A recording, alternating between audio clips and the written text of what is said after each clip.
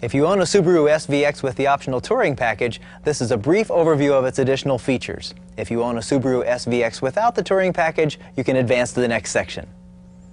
In addition to genuine leather seats and an 8-way adjustable power driver's seat, the touring package includes a leather-wrapped steering wheel and vehicle speed-sensitive power steering, a leather-wrapped gear selector knob and parking brake handle, an electrically powered sunroof that pauses when closing for safety, a CD player that has the added capability of playing 3-inch CDs, and additional tweeters for extra sound fidelity, making a total of 6 electronically controlled speakers.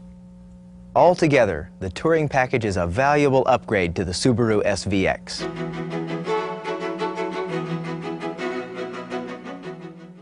Before starting the car, the gear shift selector lever must be in park or neutral. Start the car by turning the ignition key to start, but do not touch the accelerator pedal.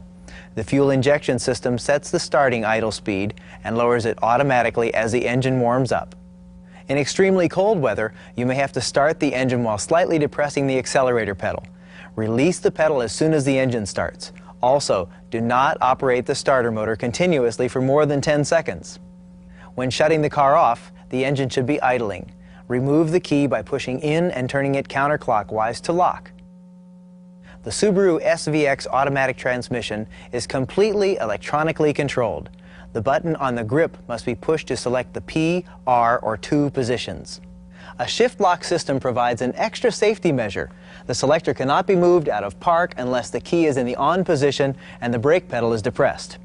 The shift release button allows manual operation of the selector lever in case of battery damage or electrical system malfunction. The gear position for normal driving is drive.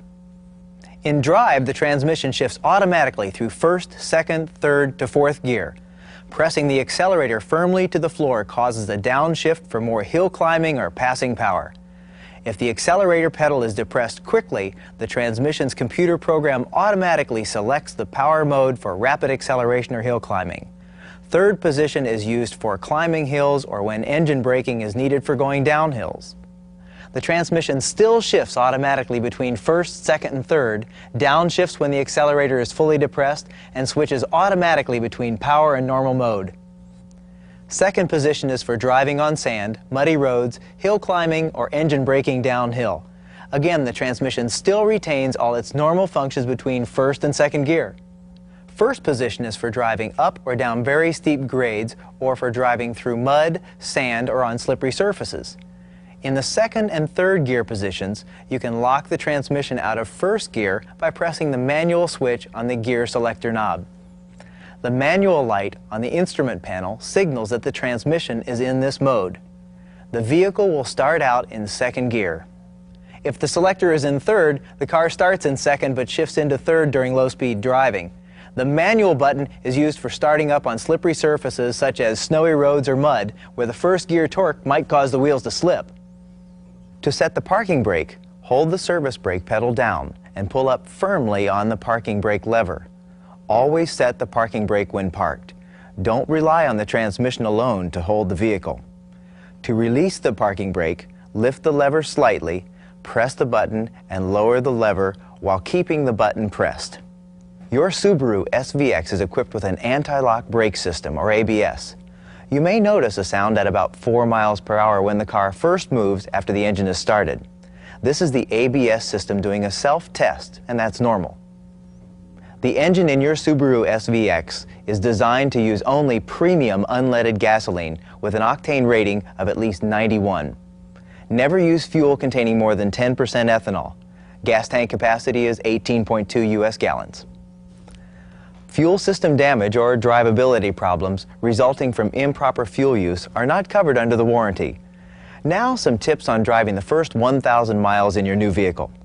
By following these tips, you'll ensure the best and most lasting performance. Never race the engine. Avoid sudden starting and rapid acceleration, except in an emergency.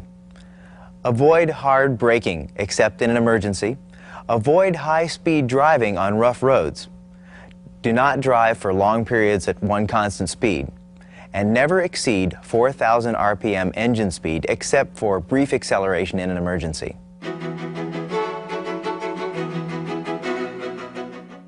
This section covers operation of lights, wipers, washers, cruise control, and some warning lights. This lever operates the lights only when the ignition switch is on. This position turns on the parking lights, instrument lights, side marker lights, and license plate light. This position turns on the headlights. Push the lever away from you for high beam headlights.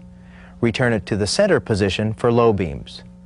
Pulling the lever toward you flashes the high beams for passing. It works even when the lights are turned off.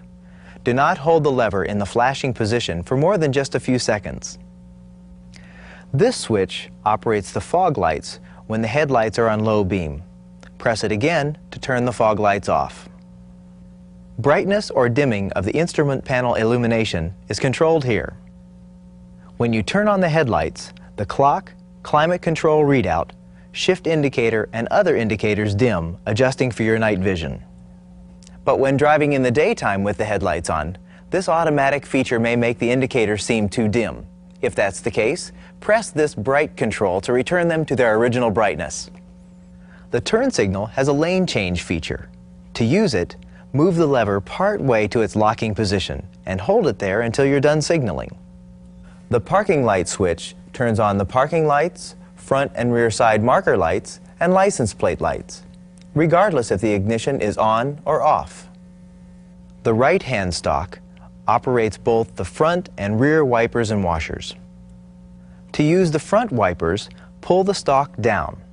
This first position is for intermittent wiping.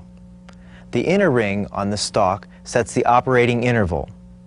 However, its speed changes with vehicle speed because it is computer controlled to wipe faster as the car goes faster. The second stalk position is for normal speed wiping, and the lowest position is for high-speed wiper action. The One Swipe Missed feature is activated by pulling the stalk towards you. To operate the front windshield washer, press in on the button at the end of the stalk. To use the rear wiper, turn the outer ring clockwise. The first position is intermittent. The second position is normal speed, and turning all the way operates the rear washer. Turning the ring counterclockwise operates the rear wiper and washer for as long as it is held in that position. In winter, you can use the wiper select switch beneath the instrument panel to change the front wiper rest stop. The ignition key must be at accessory or on. Normal is the concealed wiper position, and winter is the rest position above the hood. This prevents the wipers from becoming freeze-locked under the hood. The rear window defogger is turned on and off with this switch. Read your owner's manual for cautions about care of the rear window defogger grid. Now here are a few instrument panel warning lights you might encounter. The power indicator was described in the section on transmission shift selection. It comes on when the accelerator pedal is depressed quickly. If it stays on after the engine starts, the steering warning light indicates there may be a problem in the vehicle speed-sensitive power steering control system. If this occurs, you should contact your nearest Subaru dealer as soon as possible. This light operates only on touring package-equipped vehicles. The cruise control on the Subaru SVX is turned on or off with this switch. Cruise control functions are operated from this paddle-type switch on the right, just behind the steering wheel. Set your desired speed or decelerate by pressing down toward the set coast direction. Resume the set speed after braking or accelerate in 1 mile/hour increments by pressing up toward the accel resume direction. To cancel cruise control, pull the paddle toward you. Remember to turn the system off with the main switch.